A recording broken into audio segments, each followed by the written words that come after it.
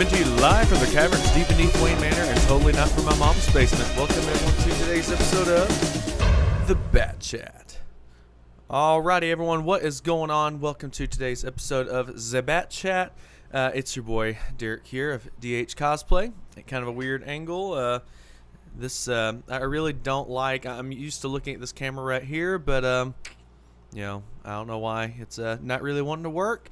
Sorry, I am a few minutes late starting. I'm actually expecting some company and needed to get Wayne Manor cleaned up. So, yeah, it took a little bit more time than usual. You might notice that I am, well, hold on, move the, my typical, like, Giga Chad jawline that I typically have has now been revealed to be a double chin. And I'm a little bit more stubbly looking than my typical. All right, are we back? I think we're back. Let's see. All right, I think we are back now. Camera adds a few pounds, no double chin. There's definitely a double chin there if I do that number there. But hey, Chunk Mac, what is going on, my friend?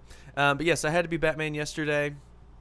And, you know, I definitely believe that if you are going to be cosplaying as Batman, especially in the context of what I was doing, which was a little dinner with a superhero event for Heroes and Angels, you guys that are longtime BatChat watchers, listeners, viewers, whatever term you want to use, you guys probably heard me talk about Heroes and Angels. I actually did an episode of BatChat live from the Heroes and Angels Comic-Con.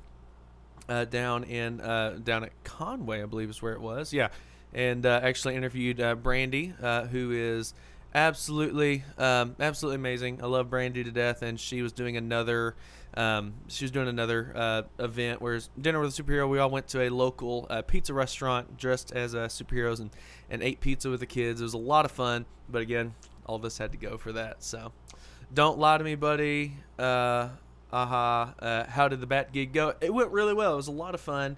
I always enjoy doing stuff like this. Like, I enjoy going to cons, don't get me wrong. I think it's a lot of fun.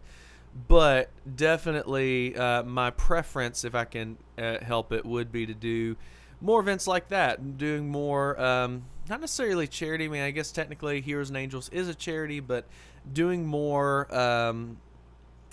in true Bruce Wayne fashion, more philanthropist kind of things instead of just, you know, self-indulgent Comic-Con experiences, which is a lot of fun. There's nothing wrong with that necessarily, but to me it's a lot more fun when I can actually you know, go and spend time with kids, and it was a lot of fun. Actually went with the Bat family, which was a ton of fun as well. I actually have some people from the Bat family coming in today at some point. I've got my buddy Willis, who's notoriously late. Who I was going to try to get him on here. I was kind of stalling for him, but I don't know if that's going to happen. We'll see. He might end up crashing later, but he was there along with his lovely girlfriend Leslie, who is wonderful. She debuted her Catwoman cosplay and absolutely rocked it. I know that Leslie is not watching nor listening, but. This is her very first time cosplaying, and like it was her first time cosplaying and her first time doing a public cosplay appearance. And honestly, dude, I think, you know, she was an absolute trooper. I think she was absolutely amazing, and really captured the role of Catwoman. It was really fun. It was kind of funny too because, like. So it's me, Lindsay's Batgirl, Willis as Nightwing, and then Leslie as Catwoman, and then we had Red Hood with us as well, but he doesn't really count. But what was funny is through that, you know, so me and Lindsay are obviously together as a Batman and Batgirl, which should not happen, by the way. That should never happen. Batman and Batgirl being together. Bruce Tim has entered the chat, and then you got Willis and Catwoman, Willis and Leslie. So it's kind of like we had this little cross thing happening there. That time as the Bat with kids definitely can leave a lasting impression. Yeah, absolutely.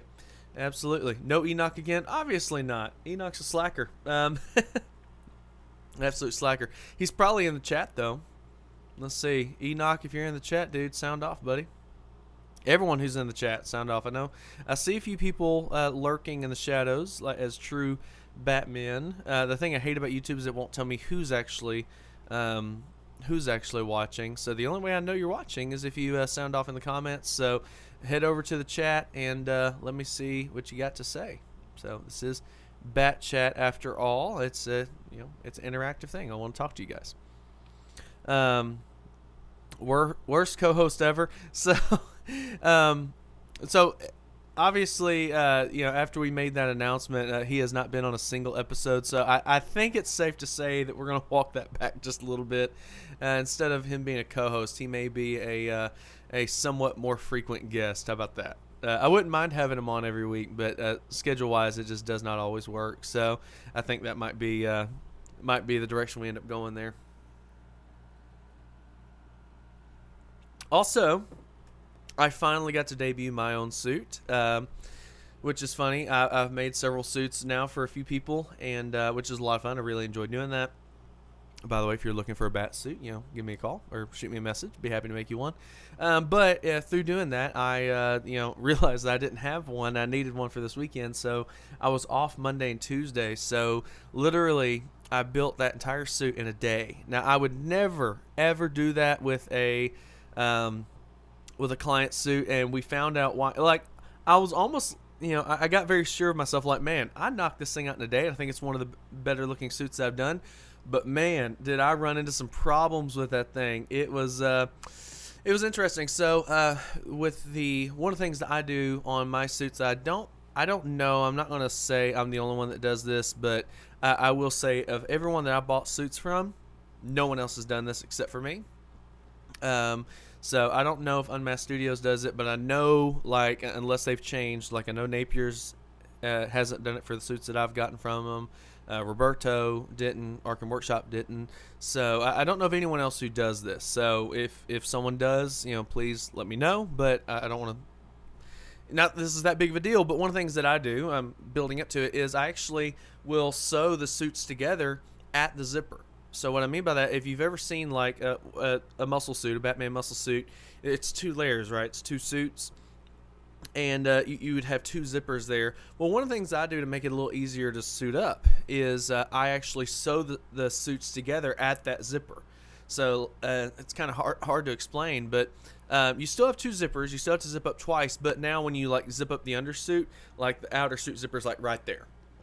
Okay, and to me, I just think it makes it a lot easier, and you don't have to worry about like the back muscles coming unglued. That happens all the time just because it just kind of opens. And plus too, like, it doesn't look that great.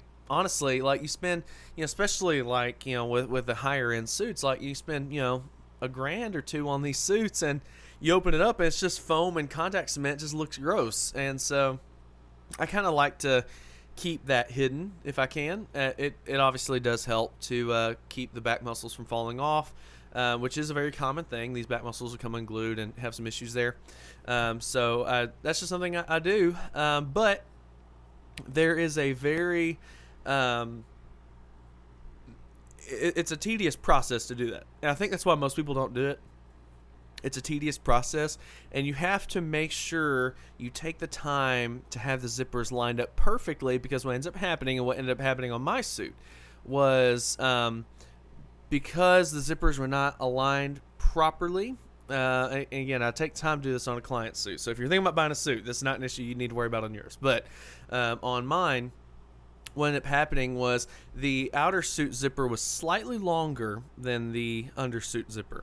So what happened when I sewed them together, there was a couple spots where the outer suit zipper was stretched slightly, so it was pulled taut, whereas the outer suit zipper was a little bit loose.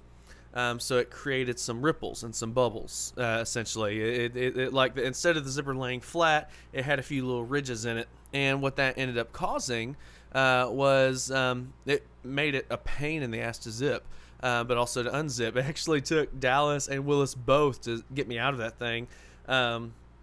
Just because it was just very difficult to get out of. And that, again, is why I don't like to rush these things. I did rush that suit because I knew it was going to be mine.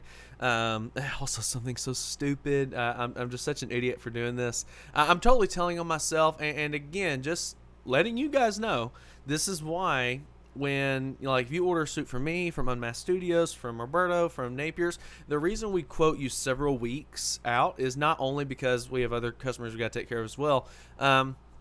It's also because you got to take time with this. When you rush it, it just does not work. And I rushed it on my suit. For one thing, just to see if I could, but also because, you know, I needed the suit, right? So another thing I did was I have a great Norbrefogle emblem. I don't know. I think Chunk Mac, you told me who you thought made the emblem. I'm not going to mention his name because if it is the one I'm thinking of, you know, I'd rather just not think about that being the one that made this emblem. I don't know. But this beautiful oval Norbrefogle style emblem that I wanted to kind of contour to the chest muscles. So how you would typically do that is you would lay the emblem on its face, so the glossy urethane side's facing up, hit it with a heat gun, and let it get nice and hot, then lay it on the chest and let it kind of take shape. Alternatively, another way you can do it, this is a risky way of doing it because this stuff happens, you lay it face like on the chest like you would when you glue it, and then you very carefully hit the front face of the emblem. You gotta be careful doing that because depending on the emblem, you could cause it to to melt or kind of deform slightly. But another thing you have to run the risk of is singeing the fabric, and that's exactly what happened here. If I had my heat gun on low heat, probably wouldn't happen, but I had it on high heat. I laid it on top of the chest and got right on it. Was just kind of going at it like this. Went slightly too low and actually singed the fabric on the suit, and it was already glued down. If this was a client suit, I would have just ripped the outer suit off and redid the whole chest panel. But on this one, I was like, well, thankfully the emblem will more or less cover it up. So, oh, thank you, Kyle. Keel. Sorry, I just got your message. I'll take a look at that. I appreciate that. That would actually help a lot. But anyway, I thankfully where the emblem is sitting, I'm able to kind of cover it up.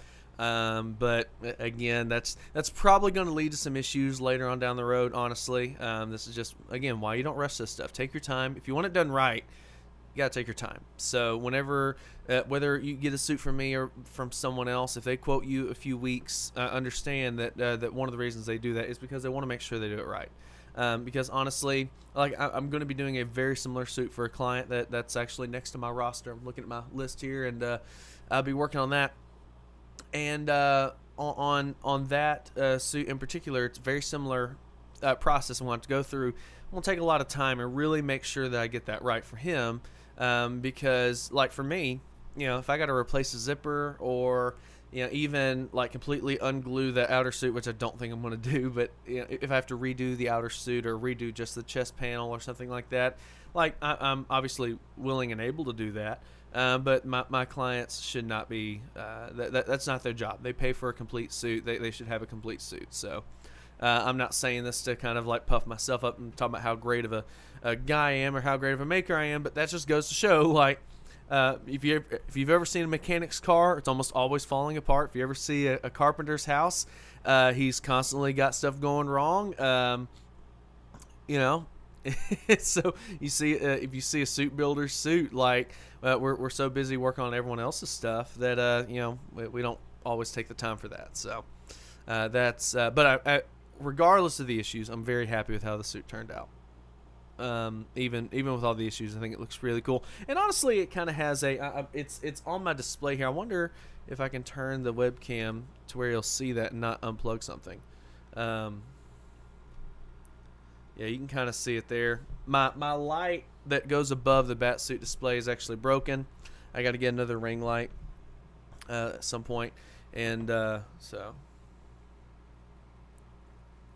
And then, oh, thank you, Kyle, for sharing BatChat. I really appreciate that.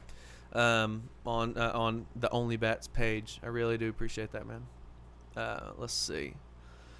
I still see a couple creepers in the chat, or at least as viewers. Sound off. I want to talk to you. Not that I mean, I could just talk to Kyle the rest of the day, but I mean, let's have a conversation. Let's have some fun here.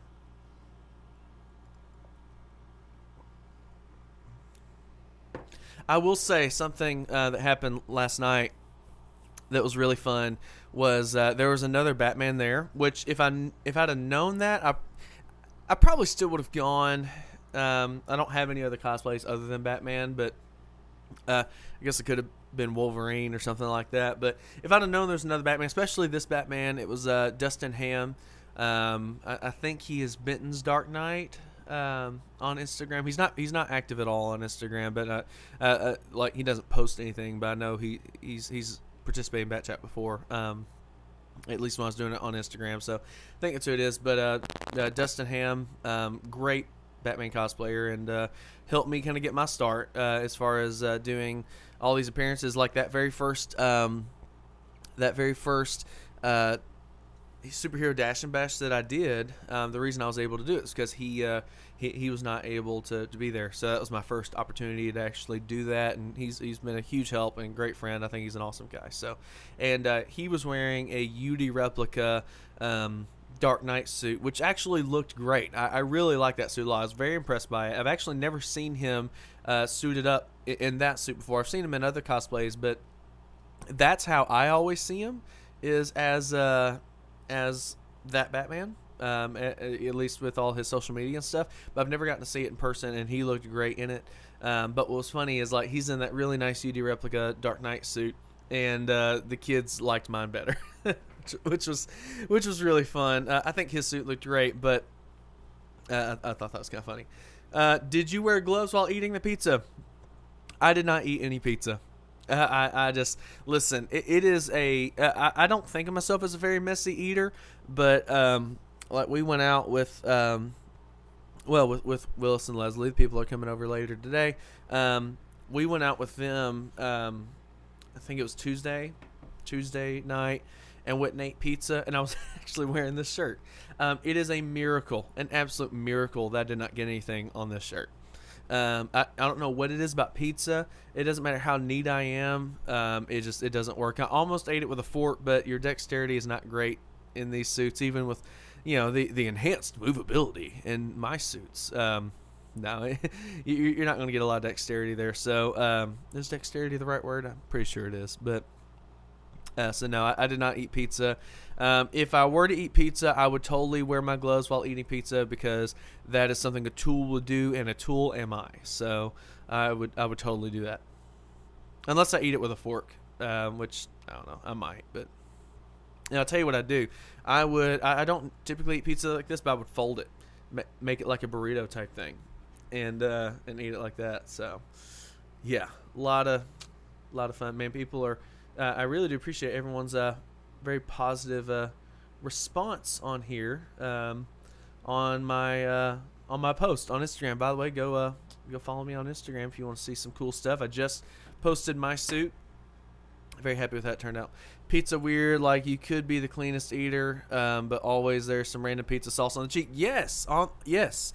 And getting pizza sauce out of a cow, I don't even want to imagine the horrors that would come from that. Very dramatic. Gotta fold pizza, but it is the way. Honestly, I want to raise my chair up a little bit. Honestly, I mean, typically I would not do that. It depends on the pizza. There's some pizzas where I would prefer to eat it like that. So to kind of fold it. It's kind of weird. Just depends. Little Caesars pizza, I tend to do that. Which Little Caesars pizza, most time the reason I'm doing that is just to get it over with. Little Caesars isn't bad, but it's certainly not my preference. Larry's Pizza, the place we were at, I love Larry's. It's one of my favorite. It's one of my favorite ones. Or you can get sauce on your crotch. Yeah, that would be terrible, especially if you eat Alfredo pizza. That would be absolutely terrible. They've got a lot of really cool pizzas too. I really like that place a lot. They got a really nice buffalo chicken pizza. That's my favorite. Or Fat Larry Supreme Chicken Alfredo. They have I think it's the Chicken Alfredo one that's got it's got like Alfredo sauce, chicken, spinach, and all that stuff. It's a really nice pizza. Little Caesars, horrible pizza, but hot and ready. I think that was a Family Guy gag where it was like, hot and ready, Little Caesars. They're like, is it any good? It's hot and ready and cheap. Well, does it taste any good? Well, it's hot and ready, and it's cheap. Um, but yeah, Little Caesars, the official caterer of all retail, horrible businesses that try to convince you that they're family by giving you a slice of pizza that's about that thick, by having a pizza party because we're all family. If you've ever worked in retail for any period of time, there's no doubt you've been to a horrible pizza party. It's almost always catered by Little Caesars, and the slice of pizza is about that thick. So, or not that thick, but that wide. We've all experienced that because we're family and everything. Absolutely horrible. In fact, when I worked in retail, I worked at a grocery store as a butcher, and there's a Little Caesars like right in front of the place we went. Like that's one of the reasons why I'm as fat as I am now and trying to work through all that crap because I would literally like the $5 lunch combo. Because I guess meal prepping wasn't invented yet at that point. I never even thought to meal prep or anything. I would sometimes eat from the deli, but it was so cheap for me just to walk over to Little Caesars, get that $5 lunch combo with a cherry Pepsi, walk back and wolf it down, and then go back to eat, and then go back to work. And I promise you that probably 75% of the weight that I put on, well, I'll say half. The other half of the weight that I put on over that period of my life is when I worked where I work now, and I'm driving around a lot, and I didn't have. I mean, I had an office I went to in the morning, but for the rest of the time I was out on the road, and I would eat out every single meal, and it was always burgers, fast food stuff, and most of the weight that I gained over that whole 5-6 year span was just eating crap every single day, and I still enjoy that from time to time. Hell, I had Burger King for lunch, and just because it was kind of convenient, but it needs to be kind of few and far between because, man, that stuff, it adds up very quickly.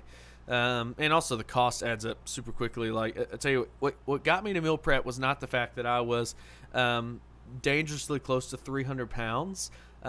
It was mostly just the fact that, like, oh my God, I looked at my bank statement. Now, I was a bachelor at the time, and looking at my bank statement, and I would say 90% of my expenses, at least 90% of the transactions on my bank statement was junk food. It was fast food stuff. I barely ever got anything from the grocery store because why? I never invested in any healthy food or anything. I just man, I'm just gonna eat, and it was just, man, it was horrible. It was a horrible decision on my part, but I'm reaping the benefits of it now and trying to work through it. Have to have the junk in moderation. Yeah, I do believe that you need to have it from time to time, and I think it's good to exercise moderation. It's good to exercise restraint with something like that, and to look at it as a treat. That's why I absolutely love my trainer Lauren, who I need to have on BatChat at some point. She's actually talked about wanting to be on here. We haven't been able to line up her schedules or it would happen, but I would absolutely love to have her on here. But she does not like the idea of a cheat day or a cheat meal. She said you shouldn't, if something works, you shouldn't have to cheat on it, which I think is a really good, really good analogy. She prefers to think of it as a treat, not a cheat. So every once in a while, have a treat meal. Where if it is Burger King, if it is hot wings or whatever, or cake, whatever your junk food of choice is, like, it's good to have that in moderation from time to time. And fast food is addictive. Oh my God, it's extremely addictive. And I'll tell you what's more addictive. Lauren has never heard of a math test. Yeah, I'm sure she has. But I tell you what is more addictive than the taste of fast food. It's the convenience. I can't tell you how many times I've been out and about, and I would be, I'd be rushing between appointments or something like that, and I only have a few minutes to eat. It takes 3.5 minutes to heat up my food. Like, I found that's just kind of the magic number. Any microwave I found, 3.5 minutes, my food's ready to go. The food that I meal prep. Um, and so let's say 5 minutes max to walk in there, microwave it, walk out. Okay, being generous. So it takes 5 minutes, not much time at all. I can't tell you how many times I would just instead, when I have a perfectly healthy meal already paid for right there, that's going to be ultimately more satisfying. Out of convenience, I'll pull into a McDonald's and get a 4 for $4, which is obviously nowhere near as healthy, nowhere near enough protein, nowhere near enough, micro and macronutrients. It's not healthy in the slightest. Like it's the worst of the worst. Think about it. You're getting a burger, chicken nuggets, French fries, and a soda or Coke or pop, whatever you Yankees want to call it, or depending on where you are in the world, for $4. It's the worst of the worst. And what's funny is I would always do it because, like, man, I only have a few minutes to grab food and go. And like you're always in that drive-through line for more than 5 minutes. Like most time, it's even closer to 10 minutes most of the time. Then when you get it, they ultimately are going to get something wrong because McDonald's, as it just tends to hire the worst people, and it's just never as satisfying. It's never as good, and ultimately you end up regretting it in the long run. Whereas pretty much any gas station around you is going to have a microwave if you're brave enough to chance it. And just 5 minutes in and out. And I'm eating a good, healthy meal. The disadvantage is with what I eat, I can't really eat it while I'm driving. It doesn't stop me from trying, but I'm not really supposed to eat it while I'm driving. But yeah, I would say most of the weight gain that I experienced over the past, we'll say decade, honestly. I mean, because I think I started working at Berkshire's when I was about when I was 16 or 17. So yeah, close to a decade. So the weight that I've gained over the past decade is mostly due to that. As an insulting way to tell someone to leave, we say go for a soda. Even our insults are nice. And freaking Canadians, eh? Gotta love them though. Gotta love them. Go for a soda. That's one way to tell them to get lost. Not supposed to eat it while I'm driving. That's what she said. Giggity. Yeah, I would say, especially that you probably shouldn't be trying to eat that while you're driving. Be worth a shot though. Might be worth a shot. I think it's ultimately a little safer if you're not the one driving.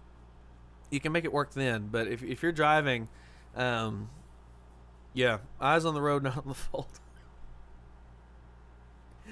Oh, that's gonna be the one episode my parents watch. My God, Chunk, is it just me and you, dude?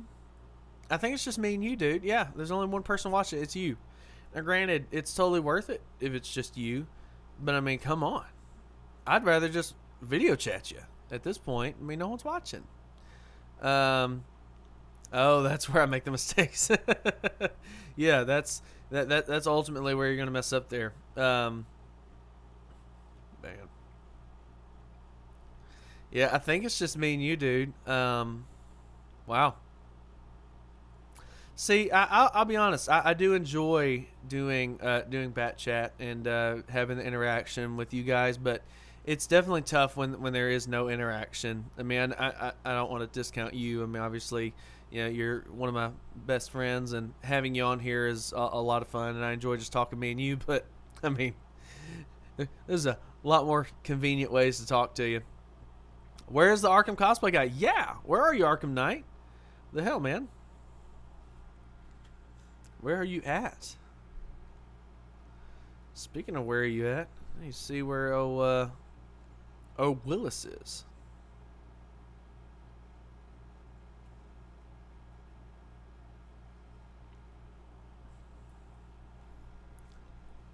Well, this may end up being a fairly short episode. I'll be honest with you. This is discouraging. No, I shouldn't say discouraging. It's it's I don't know what the word is. Maybe I don't know if it's discouraging or not. This is exactly why though I stopped doing it as a podcast, because man, spending $25 a month for them to sometimes distribute it to iTunes and Spotify and all that stuff, and then for no one to listen to it, it was definitely kind of sucked. Thanks, Chunk, for trying to get people on. I'll probably be on for maybe a few more minutes, and then probably go and head off a little early, just because, like I said, I'd rather just text you or video chat you even, before we just sit here and look at myself and my fat ass, my double chin. This is terrible. I got to work on that. It's mostly just the shadow, honestly, but unless I'm burping, but it's mostly just the weird shadow I don't like. But man, body dysmorphia is a thing, y'all. Phil said, sorry, not feeling so hot. So you don't feel good, so you can't watch a live stream. So disappointing, Phil. So disappointing. You gonna head for a soda, are you? Yes. Yeah. Go ahead for a soda. Their chunk. Go do that. Trying to see here. Soda actually sounds really good right about now. I may have to go get one. I enjoy soda. I may have to. Well, trying to think if there's any Batman related news at all. I don't think there is.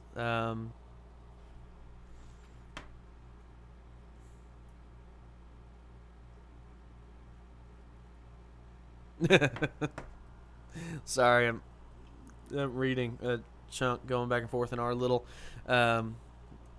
discussion. Go for Coke Zero. I like Coke Zero. Well, actually, I say that. I used to like Coke Zero. They changed recipes recently when they just started calling it Coca-Cola Zero Sugar. It's not really Coke Zero anymore. And it's no good. The Pride Batman. Nah. I'm not getting into all that. Here's the thing with the whole Pride Batman thing. Like, I've got friends from that community. So it's funny how, as you get older, you get more friends, and you start to learn about different people and their different perspectives on things. And I may have my opinions or my thoughts on certain things, but what's funny is as you develop friendships with people, especially like in this case that are this is their month, so to speak, it doesn't necessarily change your mind, but the things that you used to say haphazardly, or that not even necessarily that you believe. This is going to sound very metatextual, but like the things that you used to, I guess I'm just going to say, like things you used to say without thinking about it. Now you're like, oh wow, now I'm talking about my friend here. It doesn't necessarily change what you think or what you believe, but it does give you a little bit different perspective, and maybe makes you think a little bit more about how your words affect other people. But I thought someone was breaking into my house. But Proud Batman ruins his womanizer reputation. Yeah, it's it's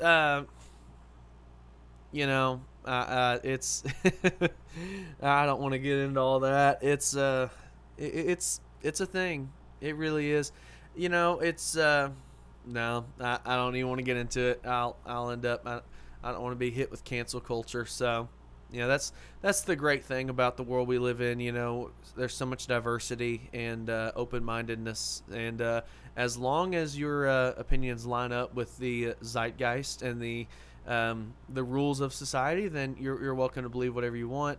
But everyone has turned into Anakin Skywalker, where if you're not with me, you are my enemy.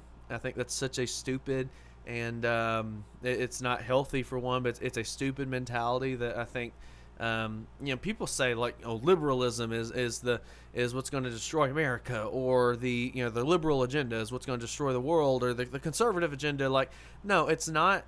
I don't think it's one ideology that's going to destroy everything. That's going to just destroy society. This is what I'll end on. I don't think it's going to be one mentality. I don't think it's going to be one ideology. I think it's when well, let me backtrack. I don't think it's going to be, well, not really backtrack. Okay, I'm trying to find the right way to word it. The right is not going to destroy the world or destroy society. We'll just call it that. The left is not going to destroy society. It's when both become so hell-bent that they're the ones that are right, and that no one else's opinions matter, and that this is the way or the highway. Those are your options. When there's absolutely no more going across the aisle, there's no more people willing to set aside their differences and work with each other. Like he'll be here any minute, but like my friend Willis and I disagree on a lot of stuff. When it comes to politics, certain social issues, we have some differing opinions. But I love that guy. He's one of my best friends. I absolutely adore him, and I would never. I would never want to sacrifice the friendship we have for me to be right, and I think that, and I have a lot of friends that are like that, like John and I, I'm a conservative, right-leaning Christian. John is he's fairly moderate, but he's a little bit more left-leaning. Like, there's the thing, there's no moderates anymore. More left-leaning atheist. How could we ever be friends? Because we love each other more than we love being right. And I think more people need to be like that, okay? You can still believe what you believe, and we do, and we have some disagreements on different things. It's when you can't look past those things, and when you define people based on those things, and which is hilarious, because this whole month is dedicated to, love is love, and you should be proud of who you love no matter what, and but this is also where there's so much division. And there's so much semantics, and people get so up in arms about things that are ultimately, like, we're saying the same thing, I've got 3 friends. I have many more, but I've got 3 friends particularly that share the same post, saying that, like, bisexual, bi or pansexual people that are in heterosexual relationships are no less trying to think of how it's worded, but are no less significant or no less pan or bi just because they are in a heterosexual relationship. So basically what they're saying is, like, if I am a man who is bisexual and I'm with a woman, that doesn't make me any less bi or pan. Here's the stupid thing about that. I'm not disagreeing with that, by the way. I'm not saying that's wrong. Here's the stupid mentality. The fact that you've got to clarify that. The fact that this whole month is dedicated to love being love, and, you should be able to love whoever you want without whatever, whatever the pride rhetoric is that is being, for lack of a better term, crammed down the throats of everyone at this point. It is inherently hypocritical, because that has to be a point that's clarified. Now, you could say that they are clarifying it for the people that are not a part of the LGBTQ or STV community or whatever. But the reality is, if love is really love, it doesn't matter, right? If love is really love, then you shouldn't have to clarify. Okay, well, you can't be bi or pan because you're with a woman and you're a man. Like, who cares? If this whole thing's about being proud of who you love, regardless of your gender or sexual orientation, then it doesn't matter. You don't have to explain anything. But again, I know 3 people that are very into that community, that feel the need to clarify that stuff. And what's funny is, when I see people arguing with them, they are other people from that community. It's not like, and yeah, you will have your straight people that are very anti the gay agenda that will argue with that. But 90% of the time, at least from the people that I've seen, your mileage may vary. The people that are arguing that specific point are the ones saying, yeah, but you're not gay enough, so you shouldn't be allowed to celebrate this month, which I'm like, that's just stupid, okay? So I think, it's just that's my issue with it. My own personal feelings are irrelevant on it. That's my issue with I don't want to say society, but with the clique of the whole pride thing. I'm like, if it's really about that, then it shouldn't matter. Now, should we celebrate that stuff? Neither here nor there. The fact that I am heterosexual, I can't have an opinion on something like that, because apparently love is love unless your love is, for lack of a better word, societally speaking, normal. it's not for you. Like, I can't like post a picture of me and my wife and say, "Hey, happy Pride Month." You know, people be like, "Hey, this isn't for you." Is it? I don't know. That's my issue. I'll end with this quote. I think it was Chris Plant said that if it weren't for double standards, liberals would have no standards. And it's not just the liberals, but it's the people that are militant. Because again, I've got several friends that are liberals and absolutely love them to pieces. But it's the people who are militant about their beliefs and, quite frankly, are no better than 1940s Germany as far as all that stuff is concerned, or 30s Germany when it comes to stuff like that. If you do not believe or support or bow to every single thing that we believe, then you are our enemy. I just think that's a dangerous mentality to have, and it is mired in hypocrisy, and I think that's really the most dangerous thing. I have nothing against that community. If you're a liberal, I don't hate you. If you are gay, I don't hate you. If you are trans, I don't hate you. I don't hate anyone, except for people, and I shouldn't even say I hate these people, but I hate what they stand for. I hate the mentality that people have of saying that I just described. We all know what I'm talking about. And this is another thing. I'll end with this. I've said I'm going to end with this 3 times. So I'm definitely going to end with this. Aaron, I see your comment. YouTube held it for review, and because YouTube and the general zeitgeist of social media and everything all perpetrate the same thing. Aaron said maybe we should have a day to celebrate straight people, and that comment was flagged by YouTube, not by me. So I actually had to approve it. Here's the thing. I'm not necessarily going to get into whether or not that should be the case or not. All I'm going to say is, if love is love, then love should be love. But we all know that it's not.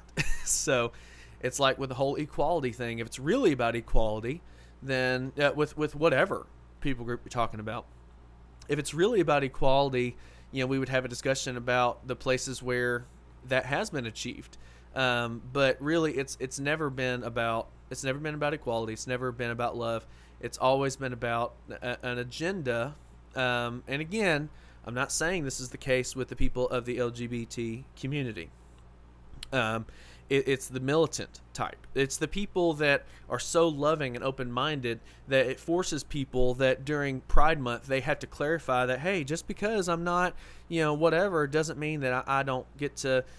I don't get to be proud. It's for those people, which, granted, I believe are a minority, but they're a loud minority, and I think that is a dangerous mentality that absolutely should be taken care of. Oh man, now y'all got me rolling. I'm gonna go ahead and end it here, though. This has been a interesting episode of BatChat. I do thank you guys for being a part of this. Aaron and Chunk Mac, you guys win. I don't know what you win, but you get something. I'll send you my dirty underwear in the mail. You'd probably really appreciate that. But I'm going to go ahead and head on out of here. Guys, thank you so much for watching this episode of BatChat. Feel free to join every Saturday, 2 p.m. Central Time, ideally. And 2 p.m. Central Time, ideally, if I'm not running late. And then we will see you guys next week, same bat time, same bat channel. See you guys later.